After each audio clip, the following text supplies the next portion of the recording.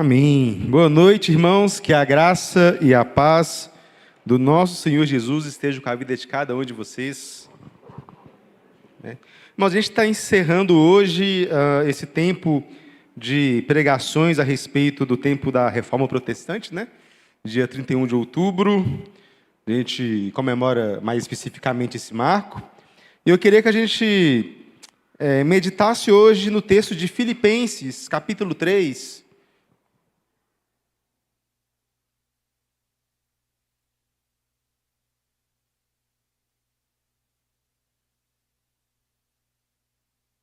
Filipenses, capítulo 3,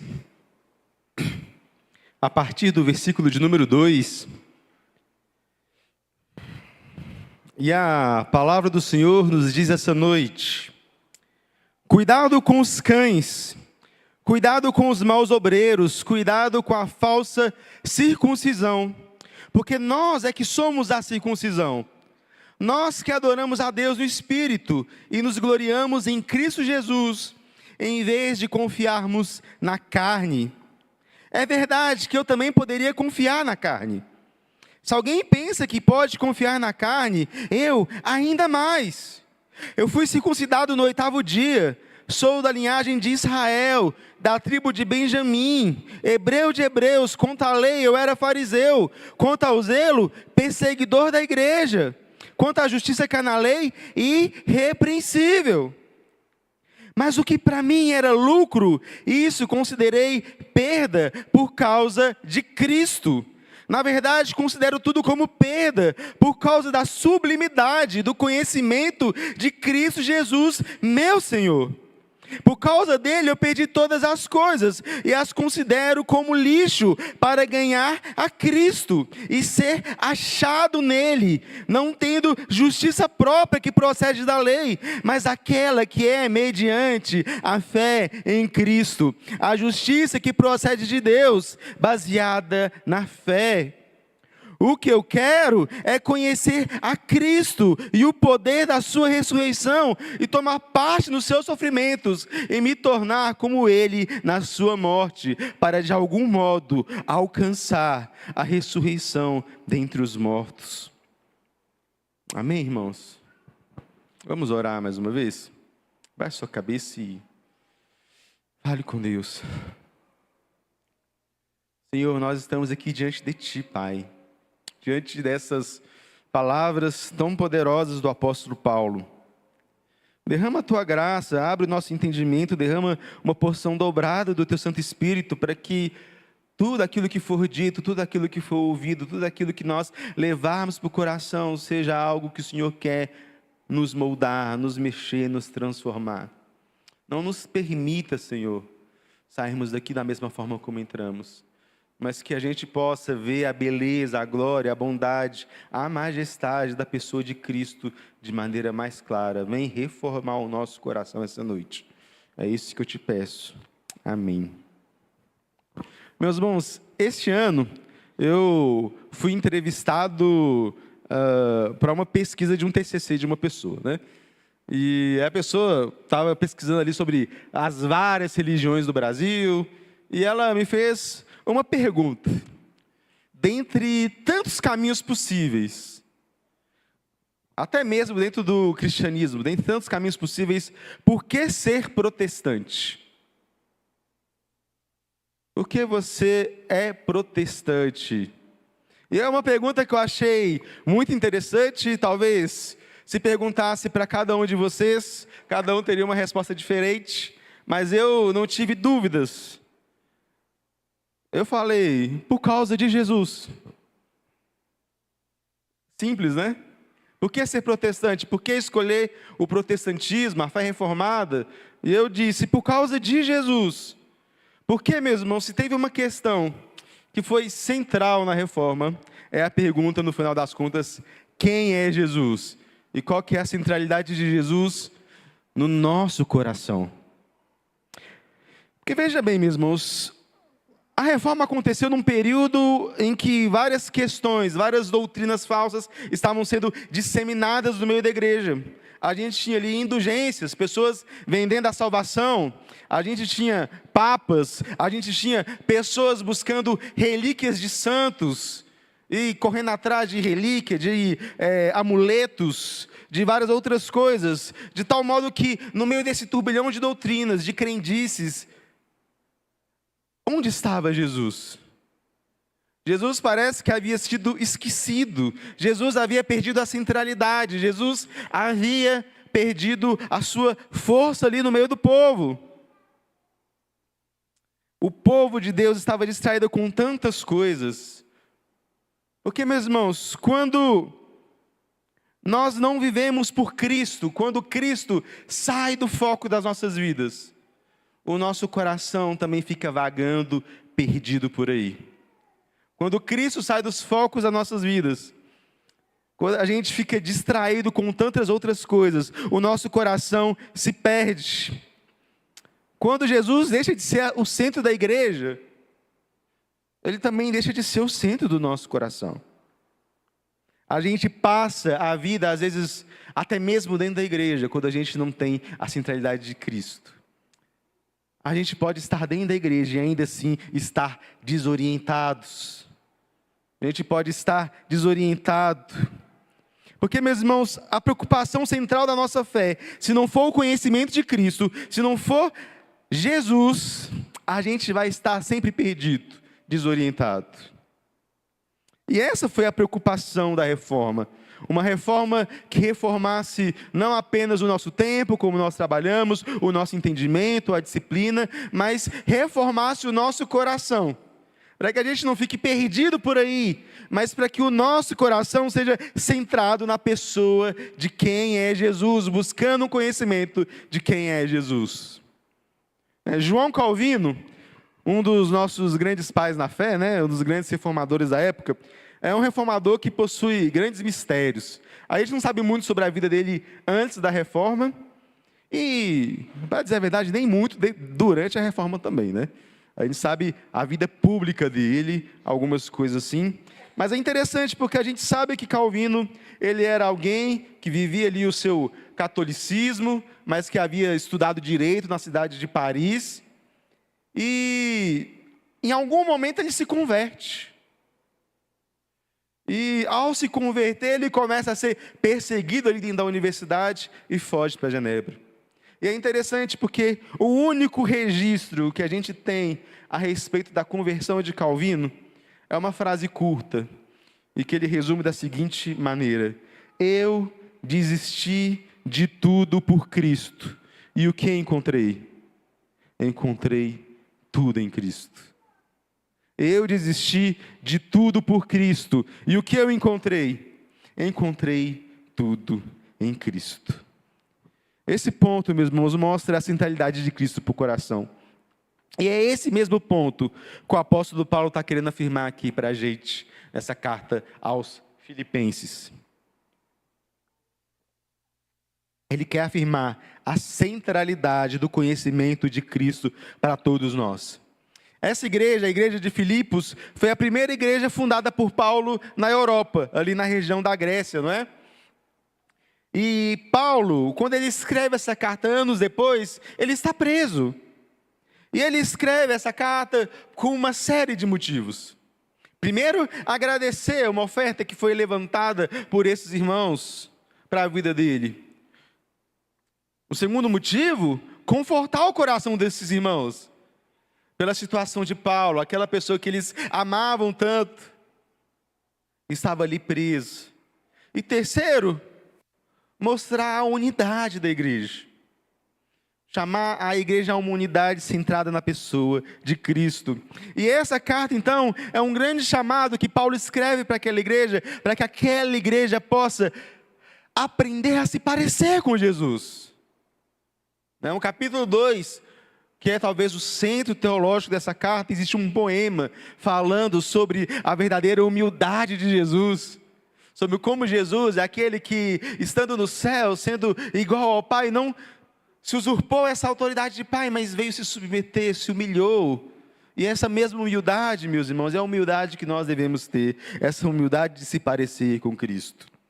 Tudo aqui que Paulo quer trazer, meus irmãos, é para que a igreja possa aprender a ser mais parecida com Cristo e ter Cristo como centro do seu coração. Ao mesmo tempo, Paulo está aqui, lidando com falsos ensinos também que estavam circulando, que desviam o coração das pessoas, e mostra que há um consolo, um conforto em Cristo. E aqui nesse texto que a gente leu, a gente tem dois grandes ensinamentos que eu quero trazer para a igreja. O primeiro deles é de que construir a nossa identidade fora de Cristo nos afasta dele. Construir a nossa identidade fora de Cristo nos afasta dele. Olha como ele trabalha esse ponto. Ele diz: cuidado com os cães, cuidado com os maus obreiros, cuidado com a falsa circuncisão, porque nós é que somos a circuncisão, nós que adoramos a Deus no Espírito e nos gloriamos em Cristo Jesus, em vez de confiarmos na carne. Paulo está aqui chamando esses cães, esses falsos obreiros, os falsos mestres, aqueles que ensinam uma religião falsa por aí.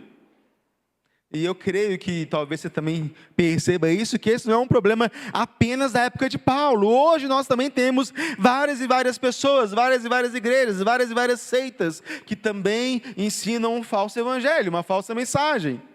Mas aqui no caso de Paulo, ele está lidando com um grupo específico, que ele chama de o grupo da falsa circuncisão, ou os judaizantes. É um grupo, meus irmãos, que se você olhar as cartas de Paulo, você vai descobrir que eles deram muito trabalho por Paulo.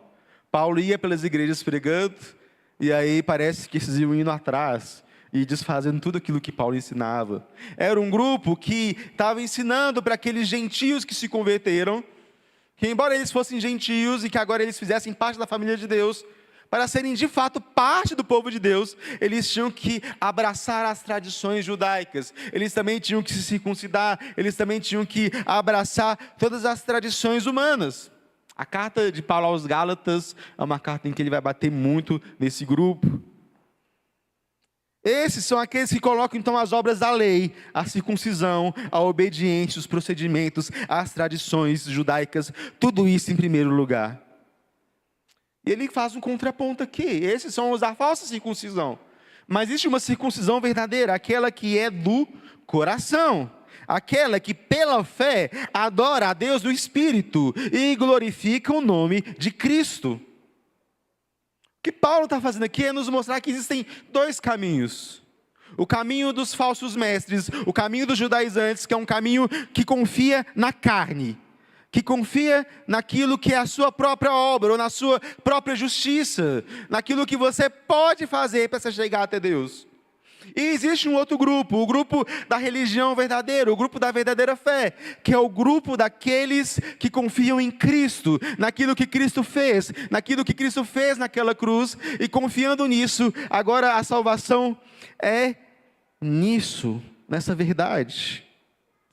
Meus irmãos, o grande ponto aqui que Paulo quer trazer é que confiar na carne é confiar em si mesmo, é confiar na própria obediência, é confiar na tradição, é confiar naquilo que está dentro do seu escopo fazer. E Paulo, então, passa a considerar como ele próprio, se ele quisesse se gloriar na carne, poderia fazer. Olha aqui comigo o versículo 4, de 4 a 6. É verdade que eu também poderia confiar na carne. Se alguém pensa que pode confiar na carne, eu ainda mais. Fui circuncidado no 8º dia, sou da linhagem de Israel, da tribo de Benjamim, hebreu de hebreus, quanto à lei eu era fariseu, quanto ao zelo, perseguidor da igreja, quanto à justiça que há na lei, irrepreensível. Paulo está mostrando aqui como antes de ele ter aquele encontro com Jesus na estrada de Damasco, tudo aquilo que ele tinha, tudo aquilo que ele era, não era algo que estava ligado a Cristo. E ele se gloriava dessa identidade. Ele fazia questão e confiava no fato de fazer parte do povo certo. Para a sociedade em que ele vivia, ele estava lá no topo. Ele havia chegado lá, ele estava no máximo de lugar que ele conseguia encontrar. Ele estava ali, havia achado, meus irmãos, tudo aquilo que ele podia ser, o máximo. seu sentido, seu significado, a sua vida, girava tudo em torno do fato dele ser judeu. Olha o que ele coloca aqui. Eu fui circuncidado no 8º dia. Eu fiz esse sinal da aliança no 8º dia. Não na velhice, mas guardando a lei cerimonial do jeito que estava prescrito nas Escrituras. Eu era da tribo de Benjamim, fazia parte do grupo certo, uma linhagem de sangue correta, ele confiava nisso. Ele fazia parte da grande tribo de Benjamim, que trouxe homens como Saul para a história de Israel, e outras pessoas importantes.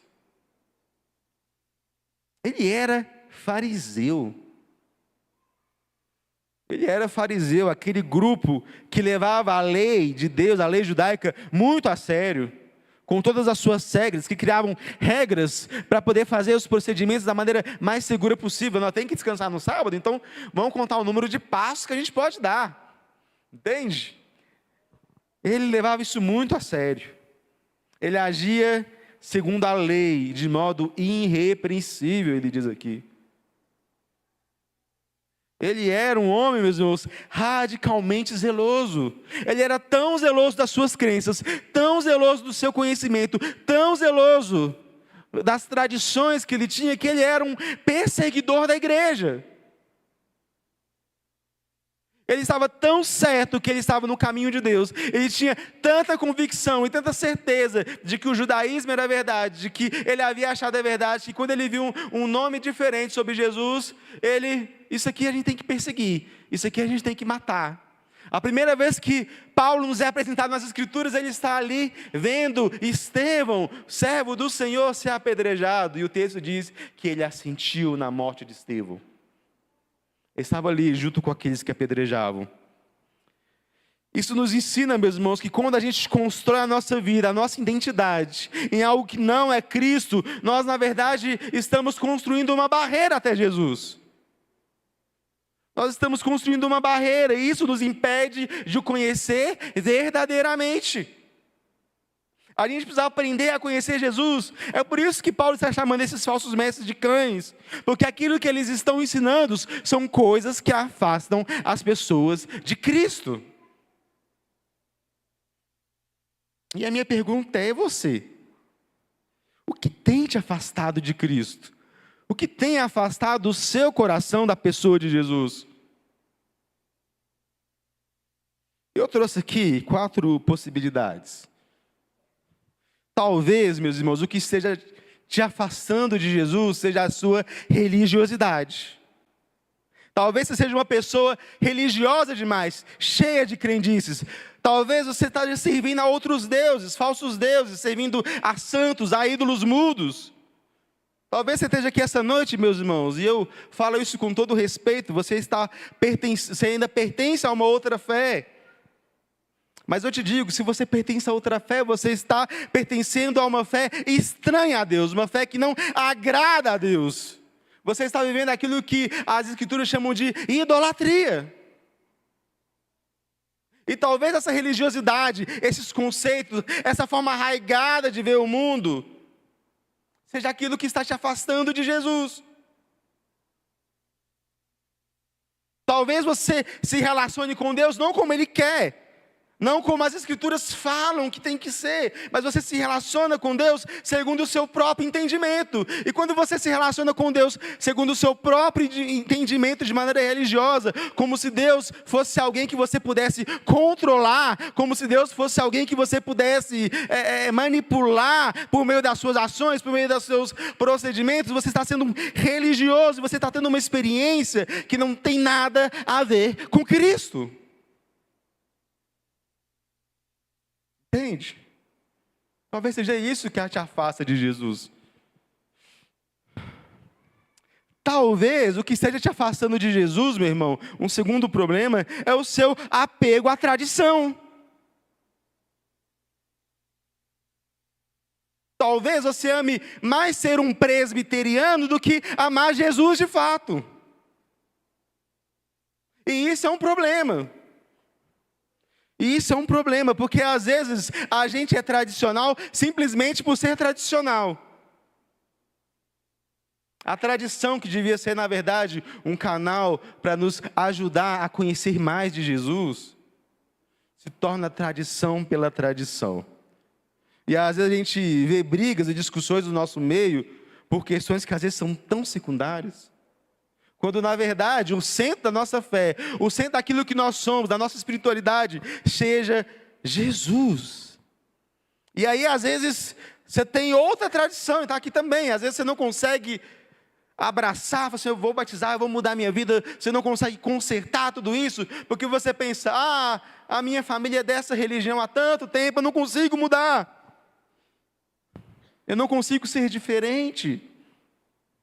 Talvez o que te afaste de Jesus seja até um certo tipo de conservadorismo, né? Hoje em dia a gente tem falado muito sobre isso. Nós temos que ser conservadores e tal. E meus irmãos, talvez você esteja pensando que é mais importante pregar o conservadorismo na sociedade do que abraçar a Cristo. Eu te falo, embora do conservadorismo tenha muitas coisas que dialogam com a nossa fé, se você pregar simples e mero conservadorismo e não abraçar Cristo, você vai para o inferno do mesmo jeito. Isso são convicções, são coisas, porque você está confiando nisso, você confia em ter uma família conservadora, você confia em ter alguma coisa, cantar o tipo certo de liturgia, o tipo certo de cântico, você se preocupa com tudo isso, mas não se preocupa com o centro que é Jesus. E a gente precisa abraçar Jesus, a gente se esquece que sem Jesus, a gente pode viver a nossa expressão, a tradição, o conservadorismo e ir para o inferno do mesmo jeito. Terceiro lugar, o que pode estar te afastando de Jesus, pode ser as certezas erradas que você tem sobre si mesmo. Assim como Paulo, que tinha certeza que estava no caminho certo, e não viu que estava matando pessoas que estavam no caminho certo. Você pode ter tantas certezas erradas sobre você mesmo. Talvez você tenha confundido o seu pecado com a sua identidade, né?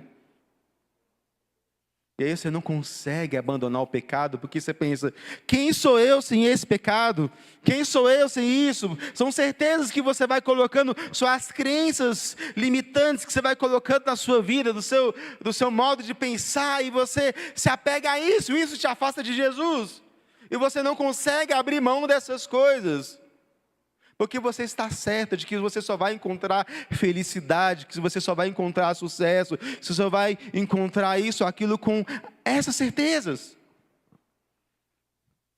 Você acha que não vai ser feliz sem dinheiro, sem amor, ou sem qualquer outra coisa que não seja Jesus. E aí você constrói a sua identidade, você coloca isso como centro da sua vida, e você vai e você tenta pertencer a isso.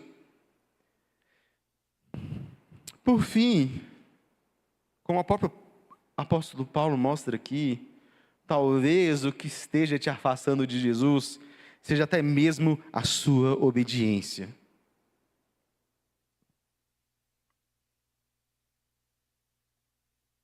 Porque aqui, meus irmãos, Paulo está falando que ele confiava na carne, e confiar na carne era confiar que ele estava obedecendo a lei direitinho. Era confiar no legalismo, né? A gente tem falado muito sobre isso também, legalismo. É a ideia de que se eu estou seguindo toda a lei de maneira correta, se eu estou sendo obediente, eu estou alcançando a minha salvação. E às vezes você está confiando e vivendo a sua espiritualidade, não no fato de que você tem Jesus, mas no fato de que você está fazendo as coisas certas.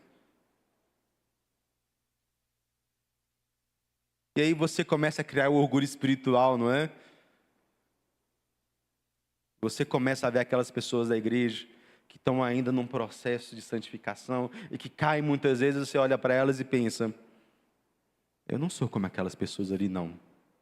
Eu sou melhor que elas porque eu ajo conforme a lei, eu ajo conforme Cristo, eu confio na minha carne, não é?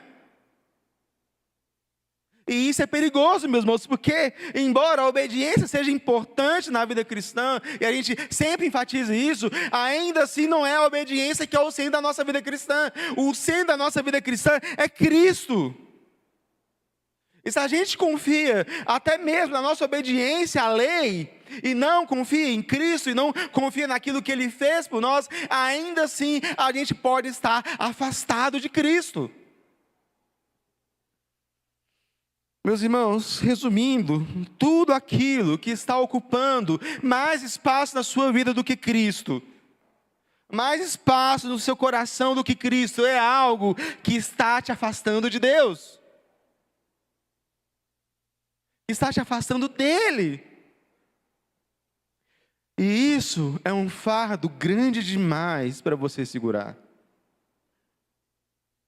A proposta de que você vai salvar a si mesmo, de que você vai confiar na carne, de que fazendo cada uma dessas coisas, participando de cada uma dessas coisas, e aí você vai alcançar a salvação, isso é um peso que você não consegue carregar.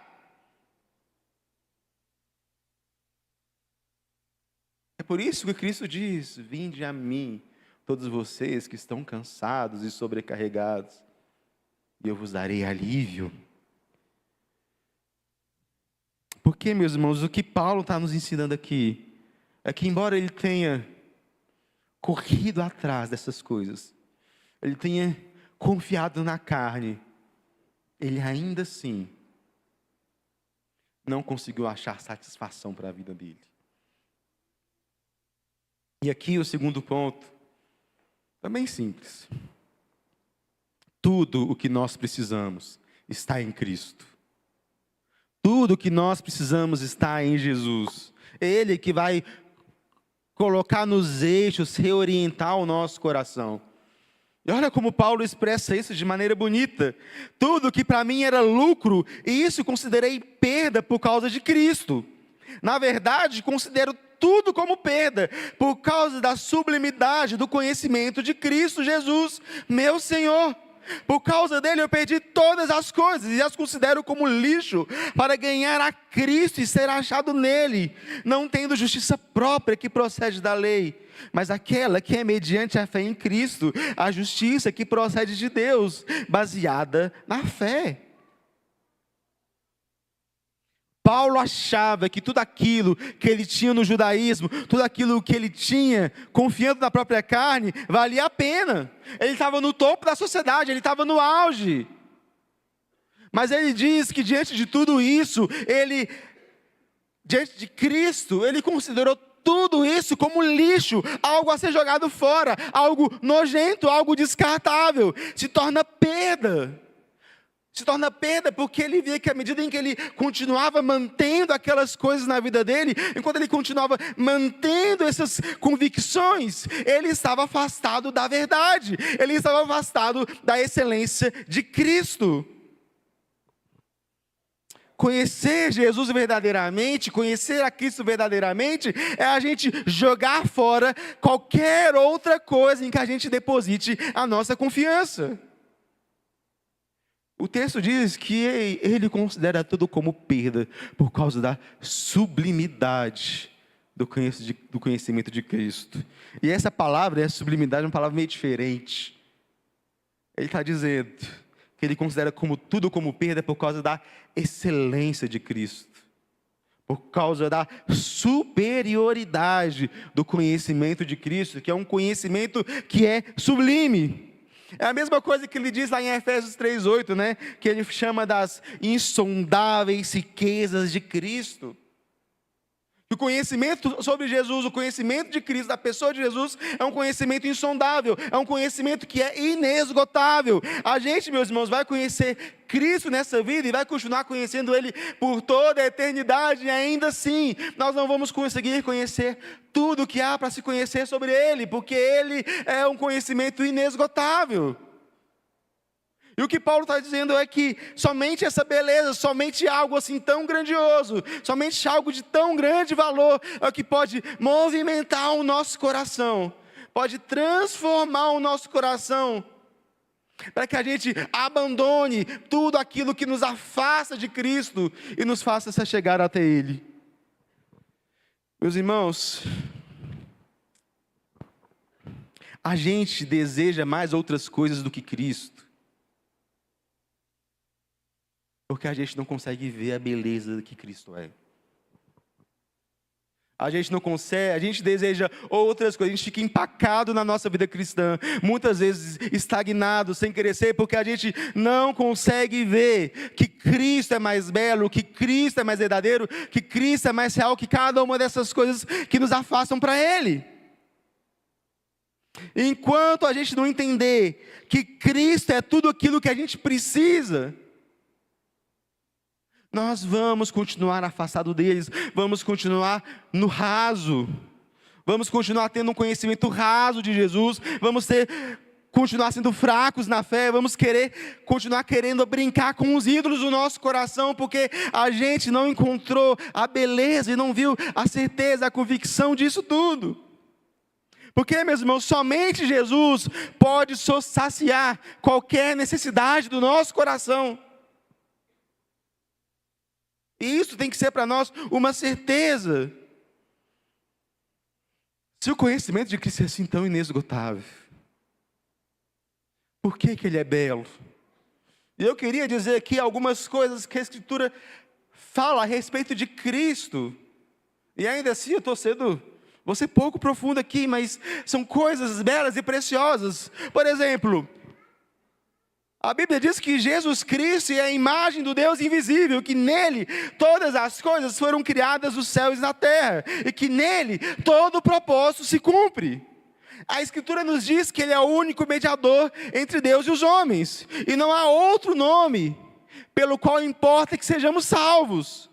Ele é o nosso sumo sacerdote, que pode se compadecer das nossas fraquezas, pois Ele mesmo foi tentado em tudo, porém sem pecar.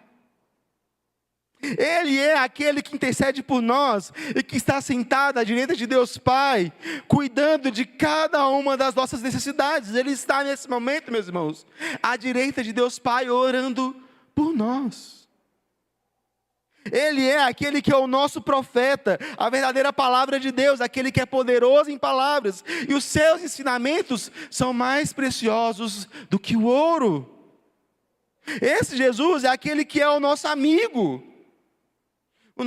pessoal, pois Ele mesmo afirma: não vos chamo mais de servos, mas tenho-vos chamado amigos. Esse Jesus, meus irmãos, é aquele que é perseverante em seu amor por nós. O livro de Hebreus diz que Ele suportou a cruz por causa da alegria que estava proposta. E a alegria que estava proposta era o quê? Era nos possuir. Jesus suportou a cruz com alegria, por causa da alegria que era nos ter como parte do povo dele, meus irmãos. Ele é o rei, o soberano dos reis da terra, aquele que manda e tudo obedece, aquele que pode quebrantar o nosso coração e que tem poder sobre tudo que nós somos. Ele é aquele que é cheio de ternura por nós. Aquele que diz: aprendei de mim, porque eu sou manso e sou humilde de coração. E esse coração manso e humilde é o que chama aqueles que são pecadores, aqueles que são sofredores, aqueles que são fracos, a lançar os fardos sobre Ele. Ele é Jesus, o inesgotável Jesus e as suas riquezas insondáveis. Esses são os benefícios para aqueles que o amam. E aqui eu estou falando de poucas coisas. E a gente pode ficar meditando a respeito da pessoa de Jesus e do caráter de Jesus, e nós vamos experimentar isso por toda a eternidade.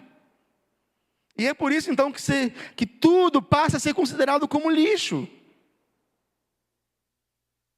Porque essa é a beleza de Jesus. A gente encontrar Cristo e ser achado nele. Como que a gente desfruta disso? O texto diz, não é?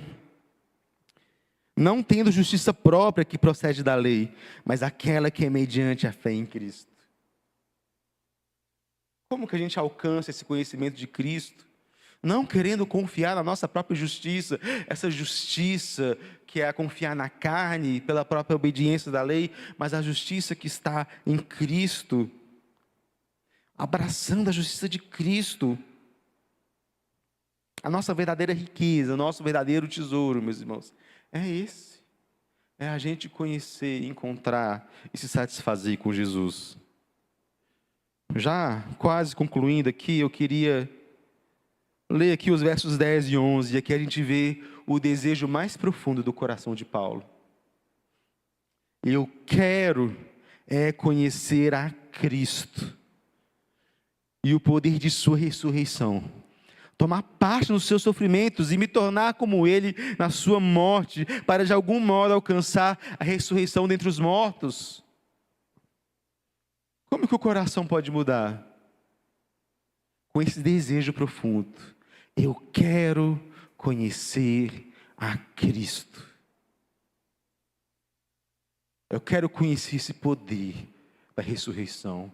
Porque esse Cristo é o Cristo que ressuscitou dentre os mortos, e essa vida dele é a vida que também agora circula em nós. Porque Jesus ressuscitou dentre os mortos, a gente pode viver em novidade de vida, o Santo Espírito pode agir em nossa mente, agir em nosso coração, e a gente pode agora conhecer a Cristo, o poder da sua ressurreição, experimentar isso em nós, e agora imitarmos Ele. Paulo é muito radical na sua via de imitação, não é? Eu quero,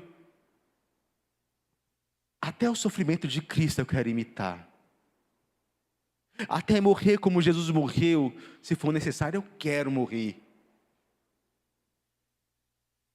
Porque eu confio que eu vou ressuscitar no último dia.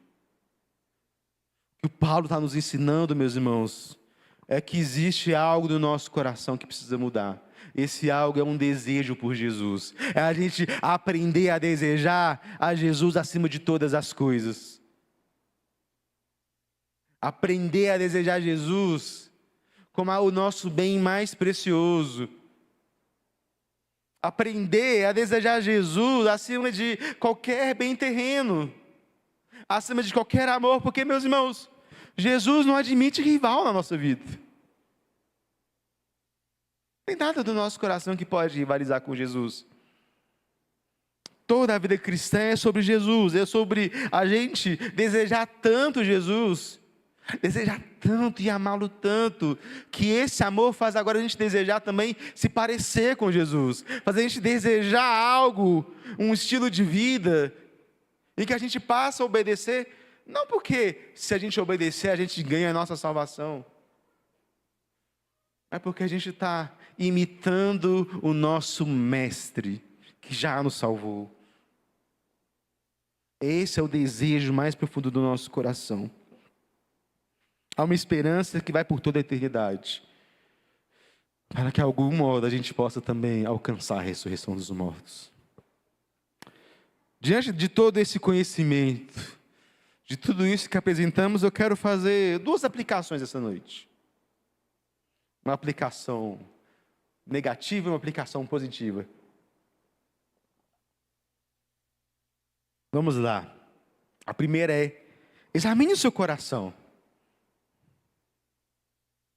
Olha para dentro de si mesmo e se pergunta: o que tem me afastado do conhecimento de Cristo? O que eu tenho colocado entre eu e Jesus? Você tem confiado? Você pode falar que é uma obra da carne. Coloque isso diante de Deus. Coloque isso diante de Cristo. Abandone isso. Jesus pode quebrar os ídolos do seu coração. Jesus pode quebrar essa confiança em si mesmo. Ele pode agora te reorientar para o caminho certo. A segunda aplicação, tão simples quanto essa, é: volte-se para Jesus. Você pode crescer nesse conhecimento de Cristo. Você pode desejar mais. Os meios de graça estão disponíveis a nós. Esse Jesus Cristo se entrega a nós na palavra, dos sacramentos, na comunhão com os irmãos, na oração. A gente pode aprender a desejar mais isso a partir dos meios de graça, a partir daqueles meios em que Ele determinou que a gente pudesse conhecê-lo e se alimentar dEle e crescer no conhecimento dEle. Você não precisa ficar no raso do conhecimento de Jesus, porque afinal é um conhecimento inesgotável. Coloque sua vida diante de Deus agora. Vamos orar, pedindo para que essas duas coisas, elas sejam reais na nossa vida.